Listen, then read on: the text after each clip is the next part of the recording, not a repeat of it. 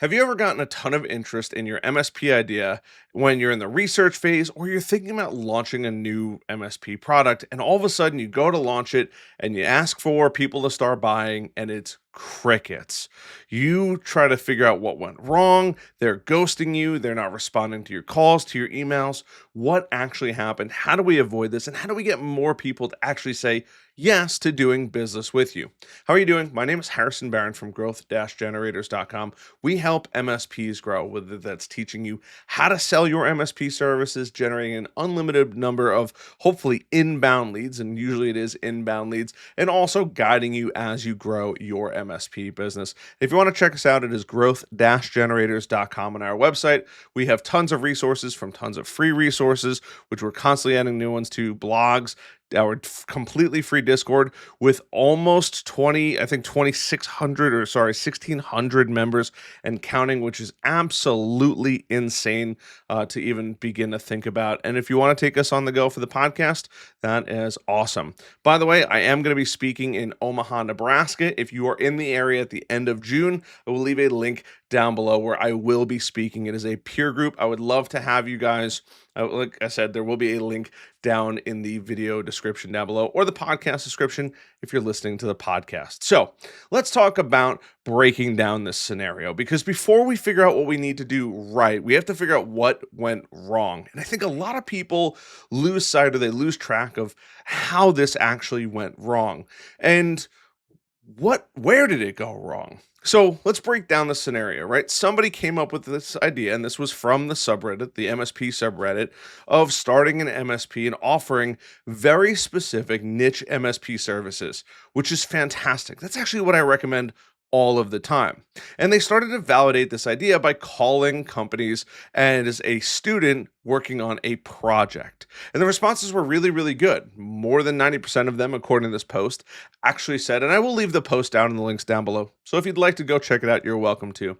But 90% of them said, yes, we want this. And then when they launched the real business, it was crickets. This isn't just an MSP. This is what I hear all the time. They tell people, hey, I'm starting an MSP. We're going to be launching this new thing. And people are like, yeah, let's do it. And you're looking at it like, hey, we got money signs in the future. We're going to have an amazing business that we finally get to create. And all of a sudden, it's a ghost town. So what actually happened here? And this is really what we need to figure out throughout this process. So why did this happen, right? Well, when you're pitching people, right, especially in this case, they were a student. But even when you aren't a student, when you're pitching the idea, it's pretty much no pressure. It's just people, and you're getting feedback as far as them being curious, right? People are naturally curious people. And when you now go from, hey, what do you think about this idea, to, hey, would you like to buy this idea? It's a complete mind shift for most people. What happens is they end up shutting down, regardless of how big the problem is. In most cases, now money is involved, right? When you just ask somebody for your idea, hey, man, do you think it's going to rain today? Oh, you know what? I think it might rain today, right? Looks a little cloudy in the sky. Hey, man, you want to bet 20 bucks it rains today? All of a sudden, you're going to get a majority of people saying, no, I'm not going to risk if it's raining today. Even we've all been outside when it's heavily cloudy outside and you're like, it's probably going to rain. And then it doesn't rain. But then it does rain, right? It's complete and utter gamble. But the difference is now it's a sales pitch. It's a financial pitch. There's money getting involved. And it's a different kind of energy, kind of framework and mindset that people have. Even though that offer might be the exact same, it might be a massive, massive problem, but now it's kind of shifted into this weird spot where people aren't as excited about it. But how do we go about fixing this? Because it doesn't matter if it's your MSP services, it doesn't matter if it is you selling services. It's important to understand how we fix this. And we want to go back to the curiosity first phase. People like to help, which is great. And we have to make sure that we are also curious. We want to make sure that we're asking for feedback and not a sale. Hear me out here. You're like, Harrison, but I'm trying to make a business. I'm trying to make money, right?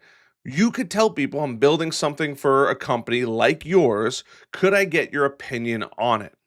And then you sell the problem, not the company. And I think that that's really where a lot of people get really caught up on, because a lot of MSPs focus on selling the features. You got to sell the features. You got to sell the features.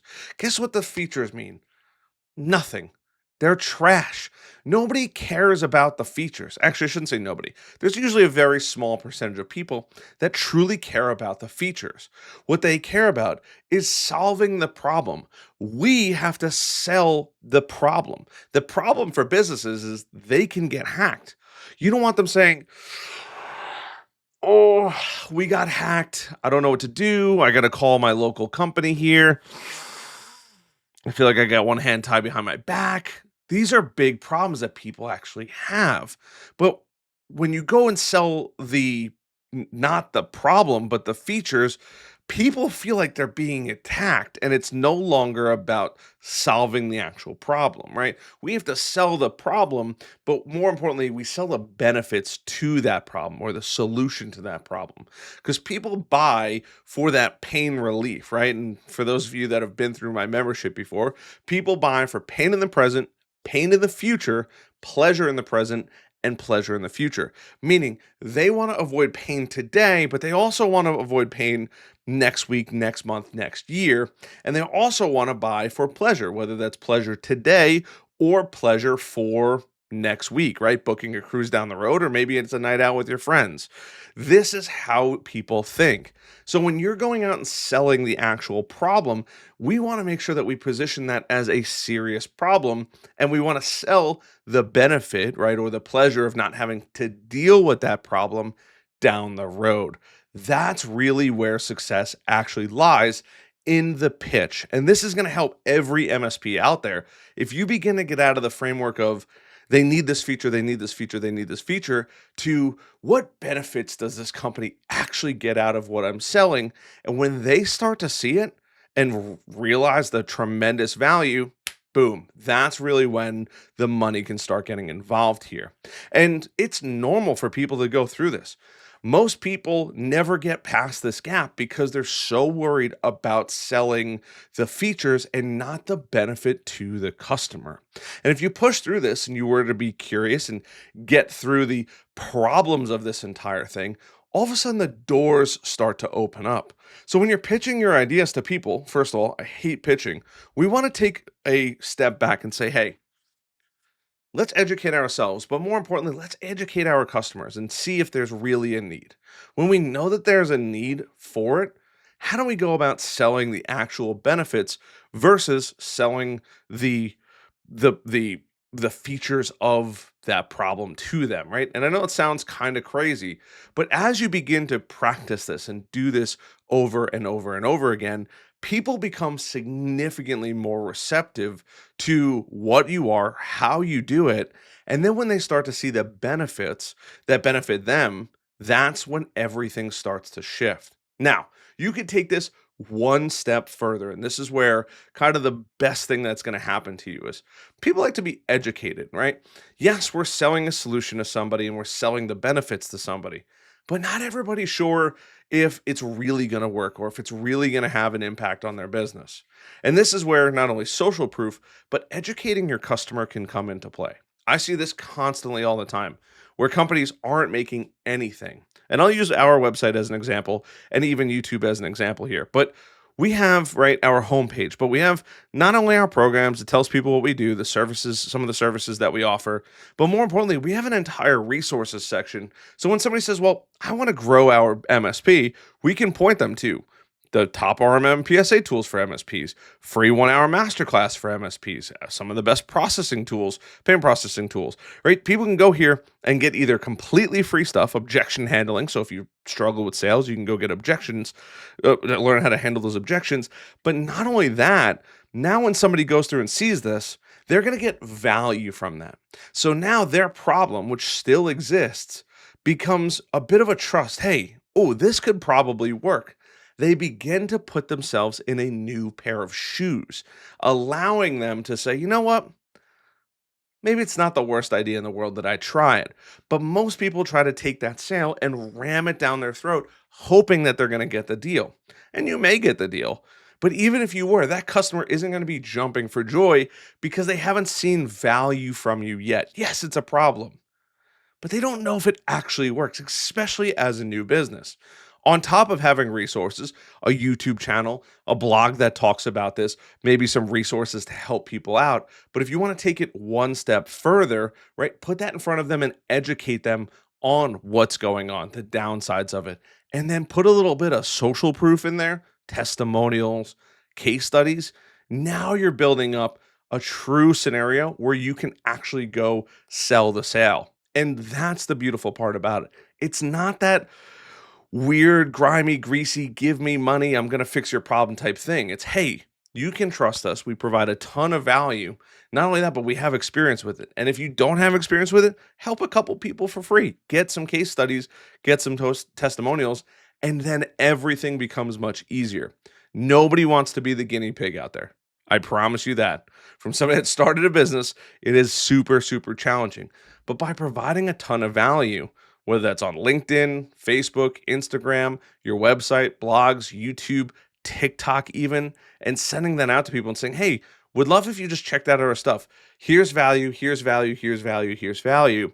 And then they read all that and say, hey, you know what? I'd also like to do business with you if you're interested. This is what we provide, which is the benefit to you. Would you like to have a conversation about it?